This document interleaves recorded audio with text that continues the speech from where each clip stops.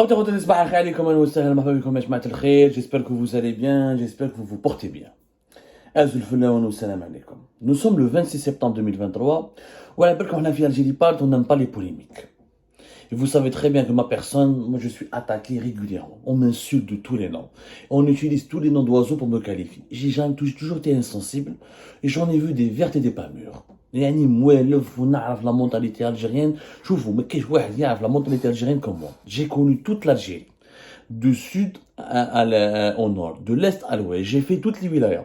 J'ai fait pratiquement toutes les régions. Aucune région. On a les Algériens et les Algériens comment ils réfléchissent et je les maîtrise de A à Z. Et c'est pour ça que moi j'aime pas la polémique et je n'aime pas personnaliser les problèmes, les sujets et je n'aime pas répondre aux attaques personnelles. Ceci dit, il y a un phénomène fait TikTok, un certain Selim Hafar, qui est à l'origine de ce projet à Starbucks Oran, qui a fait des vidéos pour m'accuser d'être médiocre et qui m'accuse d'avoir diffusé des fake news et qui m'accuse d'être apparemment on aurait causé beaucoup de tort à sa vie privée parce que on l'aurait accusé à tort d'être à l'origine ou derrière le projet Starbucks Paris où il a fait une dernière vidéo que moi je vérifie même pas mes informations, t'es même pas journaliste où il a défendu la contrefaçon, que c'est pas la première fois, en Algérie tout est contrefait, pourquoi Starbucks aura comme ça c'est à cause de ma vidéo les relaks. Alors que cette affaire de Starbucks Paris, cette affaire de Starbucks Oran a suscité une polémique internationale, ce qui est d'ailleurs logique. Comment une enseigne mondiale qui pèse 100 milliards de dollars et qui réalise une chiffre d'affaires d'une trentaine de milliards de dollars et qui est présente dans 86 pays, quelqu'un lui vole cette marque, il ouvre un magasin, il ouvre une franchise, il prétend avoir obtenu le droit et la licence de faire cette marque, on va dire que non, là, finalement, c'était pas moi, c'était pas nous, là, donc ça constate une polémique internationale, il a fermé, il se cache maintenant derrière des vidéos sur TikTok pour dire c'est pas lui, c'était un simple rigolo. Anna Selim Hafar, ma na'arfouch. D'abord, son nom a été cité par France Télévisions. Alors, France Télévisions, France TV Info, parce que oui, il dit qu'on est médiocre, on n'est pas des journalistes. Alors, qu'on m'explique pourquoi M. Selim Hafar a été cité par France TV Info. مرضونا يا ناس والله يا جماعة غير مرضونا sincèrement مرضونا les escrocs, les idiots, les médiocres من هبة ودبة en Algérie maintenant à cause des réseaux sociaux, il apparaît, il se moque de l'intelligence des Algériens et des Algériens, il insulte notre pays, il traîne l'image de notre pays dans la boue. Alors, je rappelle, France Télévisions, je vous donne même la date et le nom de l'article, allez-y le lire. J'ai cité la source. France Télévisions le 24 septembre 2023. Article, la chaîne américaine Starbucks a-t-elle vraiment ouvert un café en Algérie? L'article a été signé par Lin Laudao, qui travaille pour France Télévisions. C'est lui qui a cité comme Selim Hafar, il a utilisé une vidéo de Selim Hafar, Selim Hafar sur TikTok, une vidéo que j'ai vue, que j'ai vérifiée, dans laquelle Selim Hafar a effectivement prétendu qu'il est parti aux États-Unis d'Amérique. La vidéo a été publiée le 23 septembre sur TikTok par Monsieur Selim Hafar, un jeune Oranais qui maintenant apparemment cherche à se faire connaître sur les réseaux sociaux. Fait TikTok, il a obtenu, il a rencontré un certain directeur de Starbucks aux États-Unis lors d'un voyage aux États-Unis qui lui aurait dit verbalement, t'as une autorisation pour ouvrir une succursale en Algérie ou si les recettes allaient suivre, et Starbucks va lui demander de payer une franchise ou là de partager les recettes avec lui. C'est ce qu'il dit lui. Il le dit dans la vidéo qui a été publiée sur TikTok le 23 septembre 2023. Et la vidéo, elle est toujours sur TikTok. C'est pas moi qui l'ai inventé, et la vidéo, elle a été vue, et je l'avais vérifiée. Donc j'ai fait mon travail de journaliste. France TV Info contacte Monsieur Selim Hafar, et regardez ce qu'il leur a dit. Il leur a dit à France TV Info, et je l'ai dit dans mon émission. Quand l'émission à Starbucks Paris et à Starbucks Oran, regardez, elle date de quelle date? Je vous les escrocs, comment ils essaient de manipuler. L'émission a date du 24 septembre. Le scandale Starbucks Paris, le scandale Starbucks d'Oran, l'escroquerie, une culture nationale dans cette nouvelle Algérie.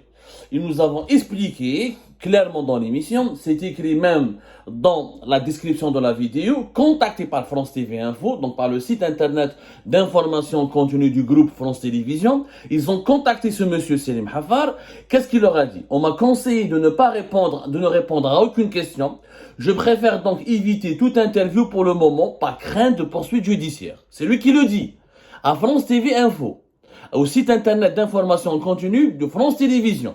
Regardez ce qu'il dit. On m'a conseillé de ne répondre à aucune question. Je préfère donc éviter toute interview pour le moment par crainte de poursuite judiciaire. Quand moi je fais mon émission et on la diffuse sur Algérie Part, il fait une autre vidéo sur TikTok, il dit que c'est pas lui, c'était juste une blague, c'était un gars, que son père a eu peur, où il est parti à Starbucks Oran, ou Galilou, non, c'est pas lui le patron. Regardez la malhonnêteté. Pourquoi M. Selim Hafar, quand il a été appelé par France TV Info, il n'aura pas dit, oh non, finalement, moi je rigolais, c'était pas moi le patron, c'est pas moi qui a fait ce projet, j'ai juste rigolé sur TikTok, moi je n'ai rien à voir. Il n'a pas assumé. Il s'est pas faufilé et il n'a pas dit que pour France Télévisions, pour le site internet de France Télévisions, il n'a pas dit que je suis un rigolo, je suis un TikToker qui se moque des Algériens et des Algériens. Il a dit que voilà, on m'a conseillé de ne pas répondre. Je préfère éviter toute interview pour le moment par crainte de poursuite judiciaire. Voilà ce qu'il a dit.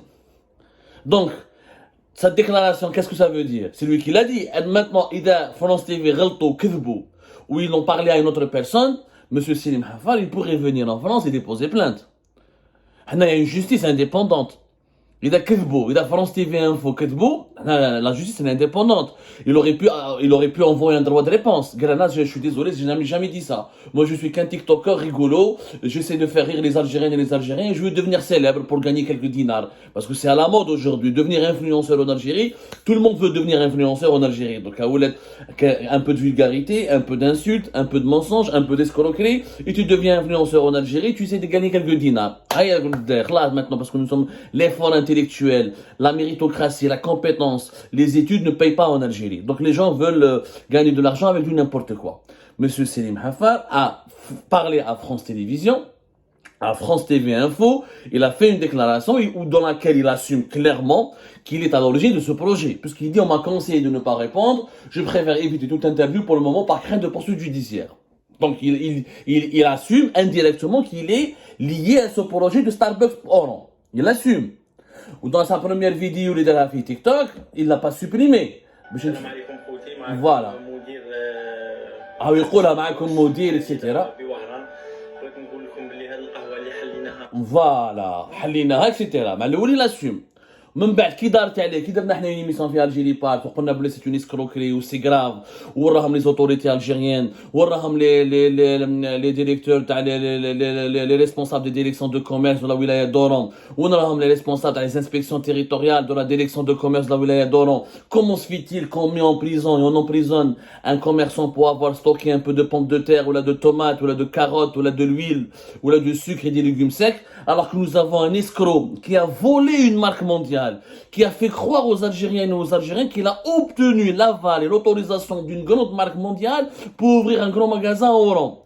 C'est grave, il a non seulement porté préjudice à l'image de l'Algérie, en plus, il a manipulé, arnaqué des millions d'Algériennes et d'Algériens. En plus, en troisièmement, il en fait de l'escroquerie, il assume cette escroquerie sur la scène mondiale, il dit que c'est normal.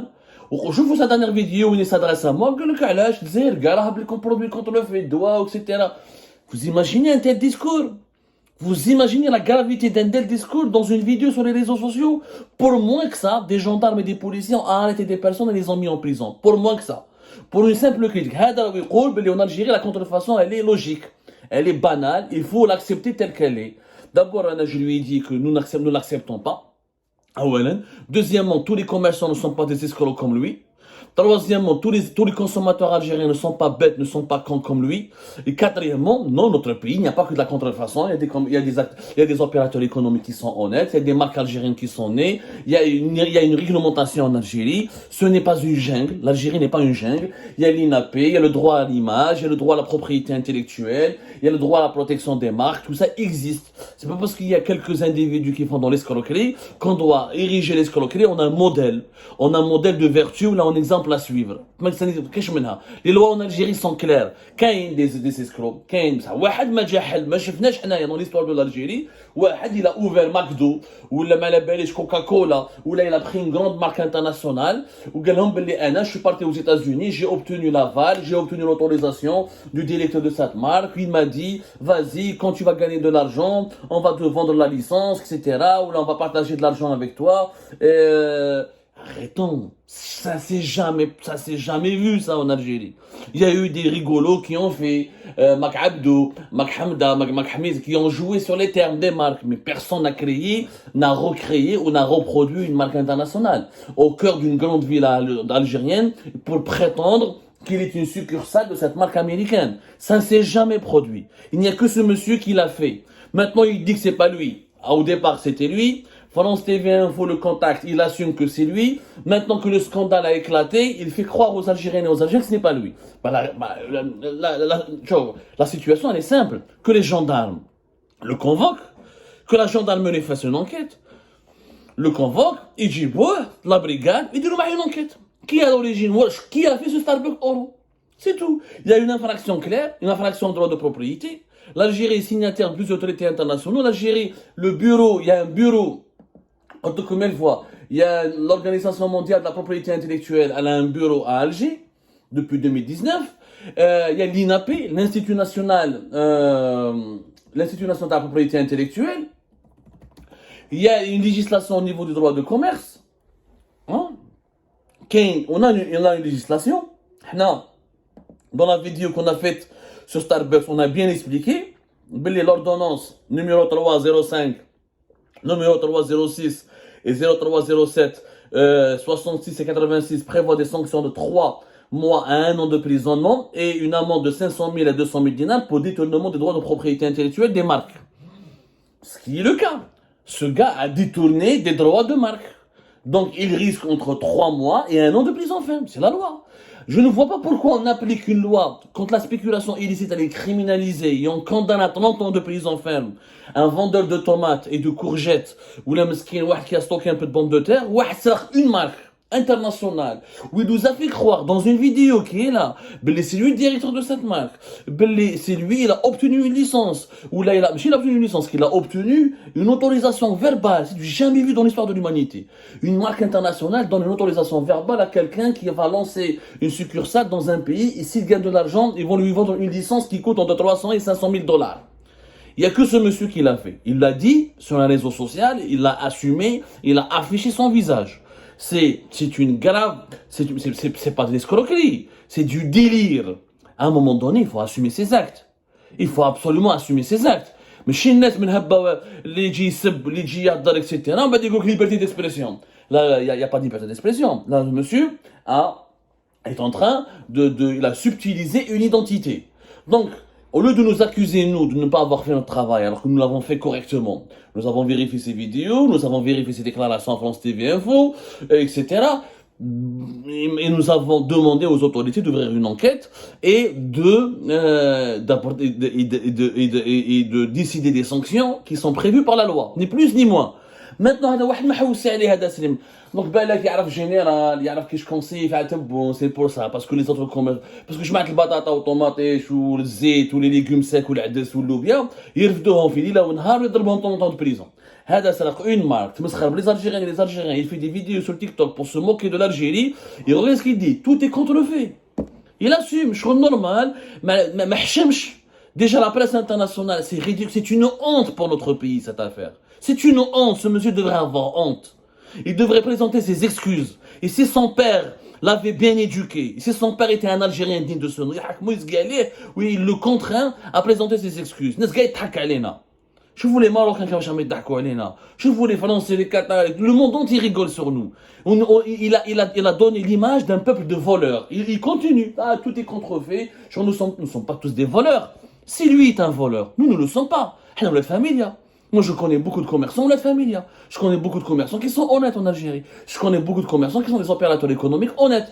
Arrêtons de donner cette fausse image que tous les Algériens veulent voler, veulent détourner, veulent escroquer. C'est pas vrai. Il y a une minorité qui s'assume parce qu'apparemment elle est protégée par le régime.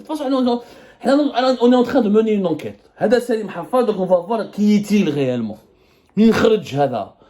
سبحان الله, sur les réseaux sociaux, chaque mois يخرج لنا un phénomène. هكذا الناس يتمسخروا les Algériens et les Algériens. Non, ça suffit. Ça suffit. C'est un scandale sans précédent. On a porté gravement préjudice à l'image du pays. Et ce sont les autorités qui sont responsables. Voilà la direction de commerce. Qui lui a donné un registre de commerce? Voilà l'INAPI, l'Institut national algérien de la propriété intellectuelle. Voilà les inspecteurs de la direction du commerce. Pourquoi ils n'ont pas vérifié? Pourquoi ils n'ont pas convoqué? Voilà les gendarmes. Voilà l'État. Mais une jungle à dire, ou l'Algérie, ou l'Etraba. Non, je suis désolé, notre pays n'est pas une jungle.